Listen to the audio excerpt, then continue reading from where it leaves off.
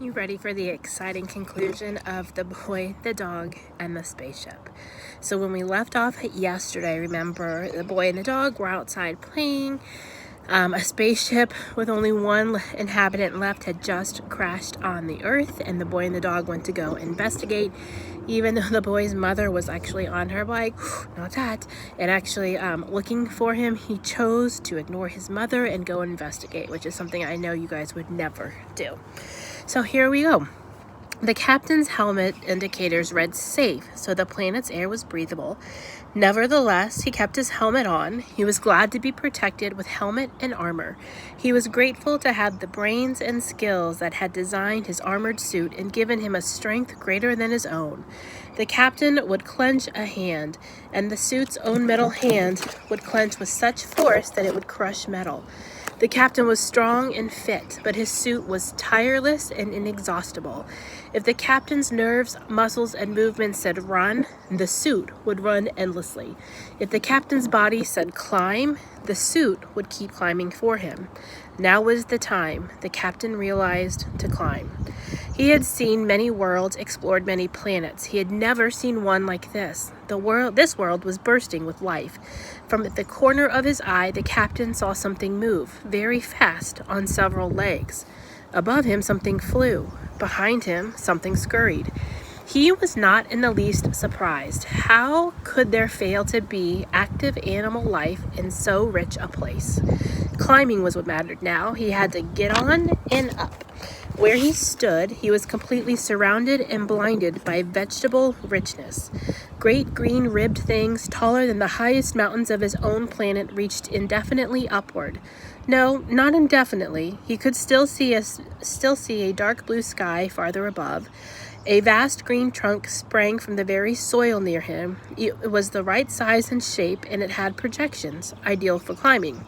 He clasped his limbs around this trunk. The suit took over and climbed him toward the dark blue sky, away from the ship with its hideous cargo of broken bodies and from the stench of death. At first there had been just a faint whiff of it. Now it was full-bodied in a glorious stench. Better still, a new stench. Scamp's black nostrils widened still farther. There, over there. He gave a stifled yelp of ecstasy as the smell strengthened. He bounded toward it. "Billy," said his mother, "never mind the dog. You come home and eat your supper. Come on now. I'm not waiting a moment longer." Billy stopped and gave one last yell. "Scamp! Scamp!" Scamp did not hear. Only tracking down the smell is what mattered to him. The captain could climb no higher. The green column that supported him was bending and swaying under his weight. He wrapped his limbs around the column and felt the suit lock itself securely into position. He looked around him. He was in a dense forest of green columns, all very much the same as the one he had climbed, yet each different. A few were rod-like. Some columns carried grotesque explosions of strange branching shapes on their heads. A great nest of columns in the distance supported flat, outward-branching green platforms and amazing, complicated crown-shaped yellow platforms at their summits. He adjusted his helmet to take in air from the outside. The air was moist, perfumed, sumptuous. He let the helmet supply his mouth with a sample of the moisture that was making droplets over everything. The water was cold, clean, simple, almost certainly safe, and was absolutely delicious. On his planet, he had tasted such air and water only in laboratories. Reluctantly, he returned to the closed-circuit environment of his suit and helmet. An amazing planet. A planet of limitless, unending, inexhaustible richness, and he was here to be its conqueror. The thought was stunning. For once, the captain allowed himself simply to feel pleasure, to stare at nothing, and to dream of glory. Here, Scamp's nose was actually touching the wonderful source of the supreme stench. He licked the source of the smell. It was cold and dewy and hard. He had expected something still warm, still half alive, still rubbery soft.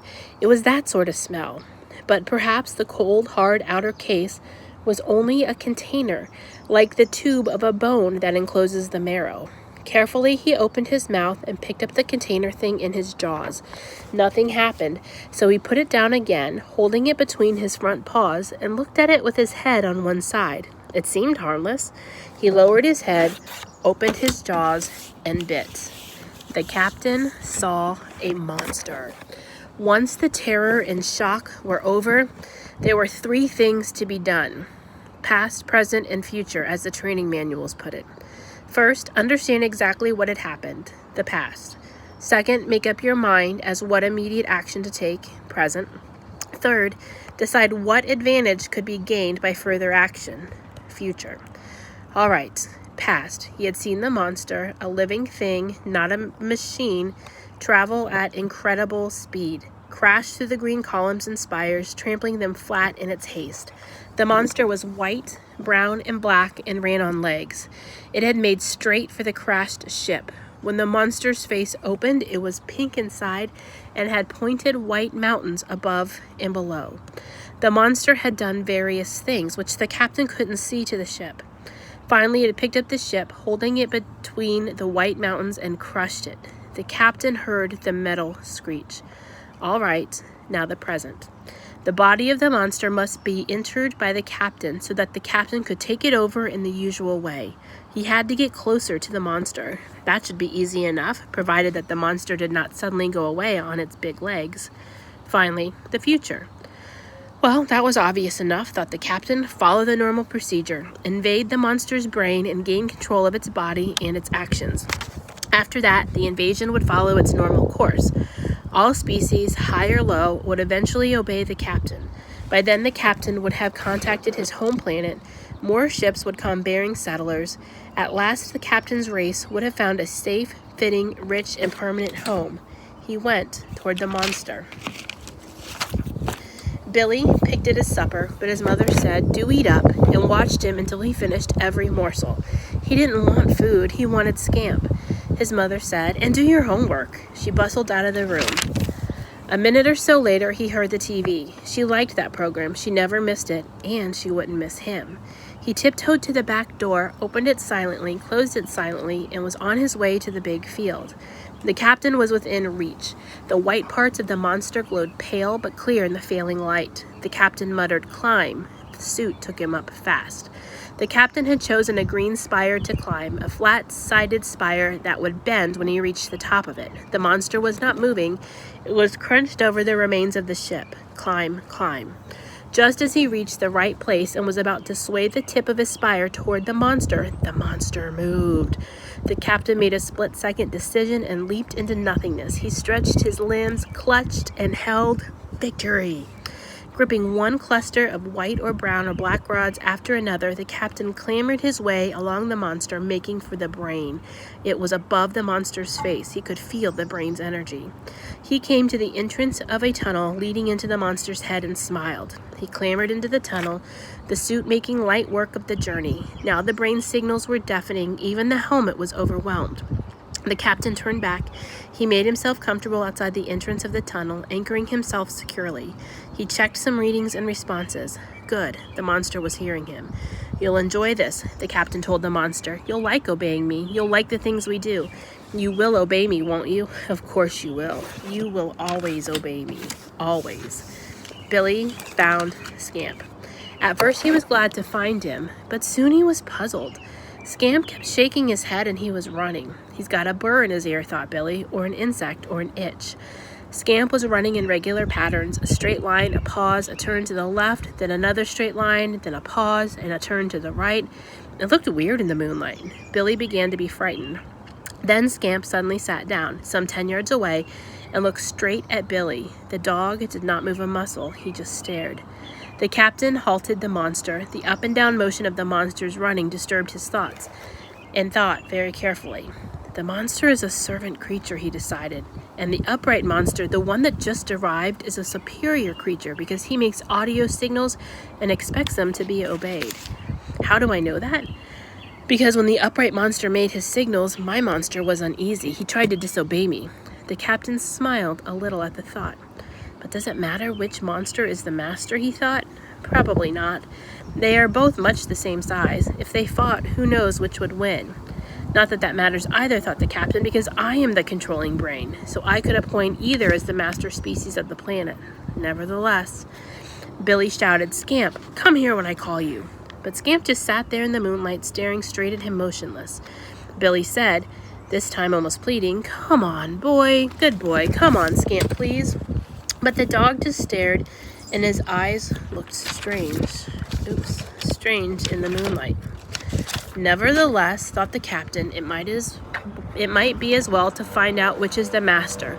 Besides, one or the other of them might have powerful weapons I should know about. I'll try it. He spoke to the dog's brain. Ooh, this gets dark. "Kill," said the captain. "Kill the other creature there."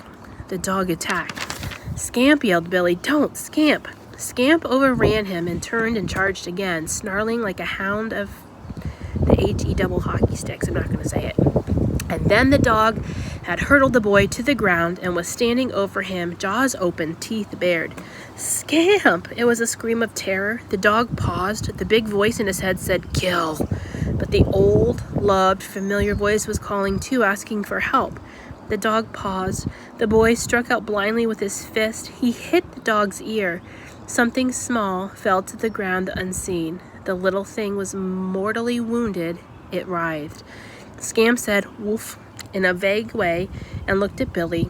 The dog licked the boy's face, wagged his tail, and sheepishly got off Billy's chest.